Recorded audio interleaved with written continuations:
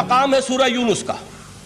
اب کسی کلام کی عظمت کا دوسرا پہلو ہو سکتا ہے اس کی افادیت کے اعتبار سے، اس سے فائدہ کیا ہوگا نوع انسانی کے لیے۔ دیکھیے 2 آیات، یہ عظیم خزانے ہیں عظمت قرآن کے۔ سورہ یونس میں یا ایھا الناس، اے لوگو، قد جاءتکم موعظۃ من ربکم وشفاء لما فی الصدور وہدی ورحمۃ للمؤمنین۔ 4 الفاظ نوٹ کر لیجئے۔ اے لوگو، آ گئی ہے تمہارے پاس وہ چیز تمہارے رب کی طرف سے جو موعظہ ہے۔ موعظہ کسے کہتے ہیں؟ نصیحت۔ اس بات کو ذرا سمجھ لیجئے ترتیب کیا ہے۔ نصیحت اسے کہتے ہیں، جی رہا نہیں جا رہا، میں نے اس کی ترتیب بدلی ہوئی ہے۔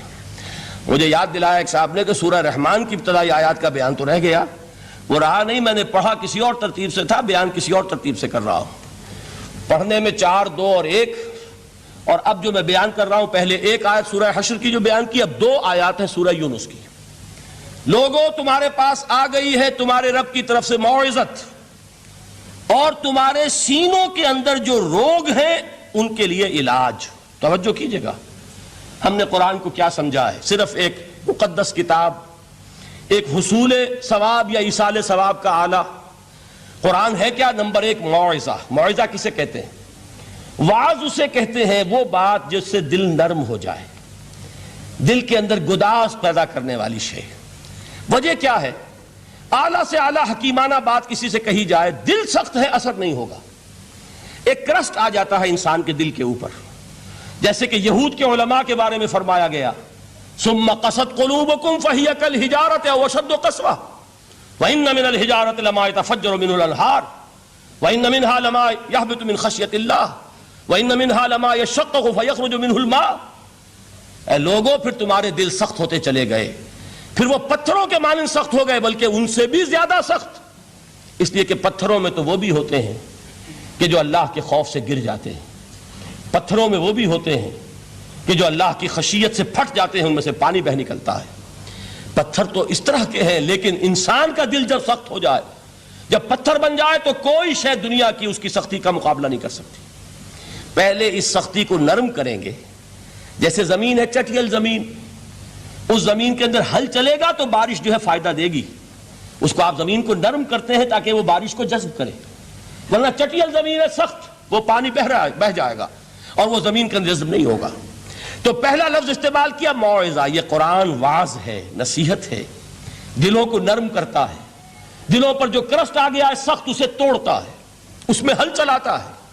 پھر کیا کرتا ہے؟ پھر جب یہ جذب ہوتا ہے، شفاء لما فی الصدور، جو سینے کے روگ ہیں ان کے لیے شفا ہے۔ اب آپ غور کیجئے گا، علامہ اقبال نے انہی 2 اعتبارات سے مسلمانوں کا مرثیہ کہا ہے کہ مسلمانوں نے اس قرآن کو نہ موعظہ کے لیے استعمال کیا اور نہ تزکیہ نفس کے لیے استعمال کیا، بلکہ اس کو تو صرف بنا لیا ہے وہ جان آسانی سے نکالنے کا نسخہ یا ایصال ثواب کا آلہ۔ چنانچہ کہتے ہیں واعظ کے لیے واعظ دستاں زن و افسانہ بند۔ واعظ جو ہیں ہمارے داستانے کہتے ہیں، افسانے کہتے ہیں، قصے کہتے ہیں، لطیفے کہتے ہیں۔ معنی او پست و حرف او بلند، اس کے بیان میں معنی تو ہوتے ہیں بہت ہی گھٹیا، نیچے کے پست، الفاظ کا شکو ہوتا ہے، الفاظ بہت اونچے ہوتے ہیں۔ از خطیب و دل میں گفتارے او با ضعیف و شاذ و مرسل کارے او، سارا باز و نصیحت جو ہو رہا ہے وہ ضعیف حدیثوں کے ذریعے سے، ضعیف روایات بخاری کی ہو، مسلم کی ہو، ترمذی کی ہو، ابن ماجہ کی ہو۔ کہاں خطیب بغدادی اور دیلمی، وہ کتابیں کہ جن کی کوئی سند نہیں ہے، وہاں کی روایات کے ذریعے سے لوگوں کو تذکیر کرنے کی کوشش کر رہے ہیں۔ با ضعیف و شاذ و مرسل کارے ہو، ضعیف روایات، شاذ روایات، مرسل روایات، جن کا سلسلہ روایت محمد الرسول اللہ تک متصل نہیں ہے، اس کے ذریعے سے کر رہے ہیں۔ حالانکہ موعظہ، سب سے بڑا موعظہ یہ قرآن تھا۔ قرآن کہتا ہے خود فذکر بالقرآن من یخاف وعید، اے محمد صلی اللہ علیہ وسلم آپ اس قرآن کے ذریعے نصیحت کیجئے۔ یہ قرآن ہے جو دلوں کی سختی کو ختم کرے گا، گداز پیدا کرے گا۔ دوسری طرف علامہ اقبال کیا کہتے ہیں کہ جہاں تک ہمارے ہاں جو بھی تصوف کے معروف حلقے ہیں، صوفیاء حق کی بات نہیں کہہ رہا، وہاں قوالی ہو رہی ہوگی تو حال آ جائے گا۔ صوفی پشمینہ پوشے حال مست، از شراب نغمہ قوال مست، قوال سے جو کچھ مل رہا ہے، حال آ رہا ہے، مستی آ رہی ہے، کیف اور سرور حاصل ہو گیا ہے، صوفی پشمینہ پوش حال مست، از شراب نغمہ قوال مست. لیکن یہ کہ اس کی محفل میں در نمی سازد بقرآن محفلش، اس کی محفل میں قرآن کا کہیں گزر نہیں ہے. جبکہ محمد الرسول اللہ صلی اللہ علیہ وسلم کی بھی ایک محفل ہوتی تھی، محفل سماع. وہ محفل سماع کیا تھی؟ حضور صحابہ سے فرمائش کر کر کے قرآن سنتے تھے. حضرت عبداللہ ابن مسعود رضی اللہ تعالیٰ عنہ کی روایت موجود ہے کہ مجھے ایک مرتبہ حکم دیا حضور نے کہ قرآن سناؤ. میں نے عرض کیا حضور آپ کو سناؤں؟ آپ پر تو نازل ہوا ہے. تو حضور نے فرمایا نہیں، مجھے کسی اور سے سن کر کچھ اور لطف حاصل ہوتا ہے. اب امتثال امر میں حضرت عبداللہ ابن مسعود رضی اللہ تعالیٰ عنہ نے سورہ نساء پڑھنی شروع کی. 41ویں آیت پر پہنچے. چشم تصور سے دیکھیے کہ حضور بھی تشریف فرما ہے، صحابہ کرام کی محفل ہے، اور صحابہ کیسے بیٹھا کرتے تھے ادب کے ساتھ. ایک روایت میں الفاظ آئے ایسے بیٹھتے تھے ساکت و صامت ہو کر، بالکل خاموش، سکون، ساکن اور ساکت اور صامت، کہ جیسے ان کے سروں پر پرندے بیٹھے ہیں کہ ذرا جنبش کریں گے تو پرندہ اڑ جائے گا، اس ادب کے ساتھ. تو وہ محفل جو ہے حضور صلی اللہ علیہ وسلم کی، اور ایک صحابی حضرت عبداللہ ابن مسعود گردن نیچی کیے ہوئے ہیں اور قرآن پڑھتے چلے جا رہے ہیں. جب اس آیت پر پہنچے فَكَيْفَ إِذَا جِئْنَا مِن كُلِّ أُمَّةٍ بِشَهِيدٍ وَجِئْنَا بِكَ عَلَىٰ هَٰؤُلَاءِ شَهِيدًا، کیا ہوگا اس دن جس دن کہ ہم ہر امت پر ایک گواہ کھڑا کریں گے، اور اے نبی آپ کو گواہ بنا کر لائیں گے ان کے خلاف. آپ کو یہ ٹیسٹیفائی کرنا ہوگا کہ اللہ تیرا جو کلام میرے پاس آیا تھا میں نے پہنچا دیا تھا، اب ان کی ذمہ داری ہے.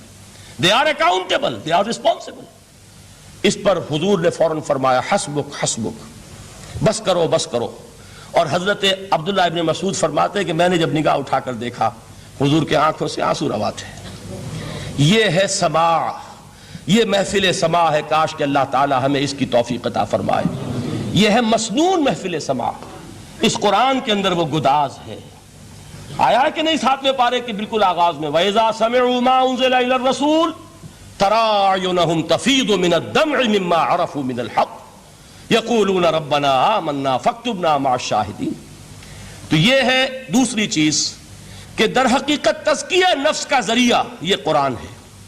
سینوں میں جو روگ ہیں، حب دنیا، حب مال، حب شہرت، حب اقتدار، جس کو کہ ایڈلر کہتا ہے دی ارج ٹو ڈومینیٹ، میرا غلبہ ہو، میرا تسلط ہو، میں نمایاں ہو جاؤں، میری حکومت بن جائے، اختیار میرے ہاتھ میں آ جائے، دی ارج ٹو ڈومینیٹ. یہ ساری ارجز ہیں ہماری در حقیقت جس سے فساد رونما ہے. یہ حب مال ہے جس کی وجہ سے ہمارے اندر تنافس ہے. الہاکم التکاثر حتی زرتم المقابر، یہ کثرت اور بہتات کی طلب تمہیں غافل کیے رکھتی ہے یہاں تک کہ قبروں تک جا پہنچتے ہو. آنکھ انسان کی کھل نہیں پاتی. جس کے پاس 10 نسلوں کے لیے کھانے کو موجود ہے اس کی بھی حرص جو ہے اور مزید کا لالچ جو ہے وہ ختم نہیں ہوتا. یہ چیزیں ہیں اصل روگ. ان دلوں کے روگوں کا اور سینوں کے اندر کے ان امراض کا علاج قرآن ہے. یا ایھا الناس قد جاءتکم موعظۃ من ربکم وشفاء لما فی الصدور. اب جب یہ دو چیزیں ہو جائیں گی، اب تیسرا لفظ ہے ہدن. ہدایت بیکار ہے جب تک دل میں گداز نہ ہو. ہدایت بیکار ہے جب تک کہ نیت درست نہ ہو. کوئی شخص بڑا عالم ہے لیکن اپنے علم کو اس نے ذریعہ بنایا ہے دنیا کمانے کا، تو در حقیقت یہ قرآن اس کے حق میں ہدایت نہیں ہے، اس کے حق میں عذاب خدا بندی کا ذریعہ بن رہا ہے. حضور نے خود فرمایا القرآن حجت لک او علیک، یہ قرآن یا تمہارے حق میں حجت ہے یا تمہارے خلاف حجت بنے گا قرآن کے قیامت کے دن. اس لیے کہ ایک شخص اس کو دنیا کمانے کا ذریعہ بنا رہا ہے، ایک شخص اس کو شہرت کے حصول کا ذریعہ بنا رہا ہے، ایک شخص علم کو ذریعہ بنا رہا ہے دنیا میں نمایاں ہونے کا، اپنی تعریف کا. حضور نے فرمایا کہ قیامت کے دن سب سے پہلے 3 افراد کا معاملہ پیش ہوگا عدالت خدا بندی میں. ایک وہ جو بڑا عالم سمجھا جاتا تھا، اس سے بڑا علم پھیلا. دوسرا وہ جو بہت صاحب ثروت تھا، اس نے بہت خیرات کے کاموں میں پیسہ لگایا. تیسرا وہ جو دنیا میں شہید سمجھا جاتا تھا کہ اللہ کی راہ میں جنگ کرتے ہوئے جان دے دی. اللہ ان تینوں سے جو اس کو نعمتیں دی تھی ان کا ذکر کر کے پوچھے گا کہ میں نے تمہیں یہ دیا، تمہیں یہ دیا، تمہیں یہ دیا، تم کیا کر کے لائے؟ وہ شہید کہے گا کہ اللہ میں نے تیری راہ میں جنگ کی اور اپنی جان دے دی تاکہ تو راضی ہو جائے. اللہ فرمائے گا کذبتا، تو نے جھوٹ بولا، انک قد قاتلت لان یقال جریء، تو نے تو یہ جنگ اس لیے کی تھی کہ کہا جائے کہ بڑا جری ہے، بڑا بہادر ہے. یہ لوگوں سے بہادری کے تمغے لینا تمہارا مقصود تھا. وقد قیل، وہ کہا جا چکا ہے، اب یہاں تمہارے لیے کچھ نہیں. اور فرشتوں کو حکم ہوگا اور وہ اوندے منہ اس کو گھسیٹتے ہوئے جہنم میں جھونک دیں گے. دنیا میں شہید سمجھا جا رہا ہے، آخرت میں جہنمی ہے. یہی حال اس عالم کا ہوگا، یہی حال اس دولت مند کا ہوگا. تم نے یہ علم پھیلایا تھا کہ تمہارے علم کا چرچا ہو جائے، تمہاری شہرت ہو جائے، لوگ تمہاری دستبوسی کرنے لگیں، لوگ تم سے جھک کر ملیں. وہ دنیا میں ہو گیا، تمہارا مطلوب مل چکا، تمہارا مقصود حاصل ہو چکا، اب یہاں کچھ نہیں. تو جان لیجئے کہ جب تک دلوں کے روگ درست نہ ہوں، علم بیکار ہے، ہدایت قطعاً غیر مفید ہے. پہلے دلوں کا کرسٹ اترے، اس کی سختی دور ہو، یہ ہے موعظہ.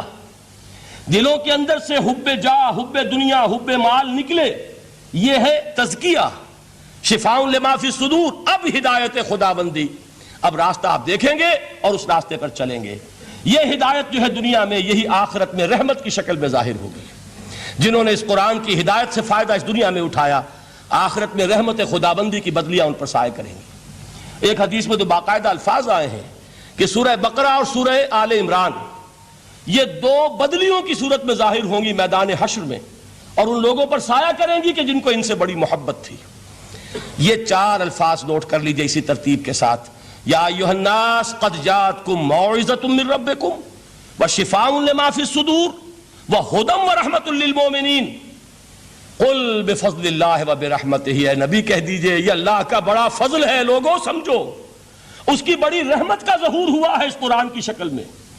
اس کی رحمت کا مظہر اتم قرآن ہے، اس کے فضل کا سب سے بڑا ثبوت قرآن ہے.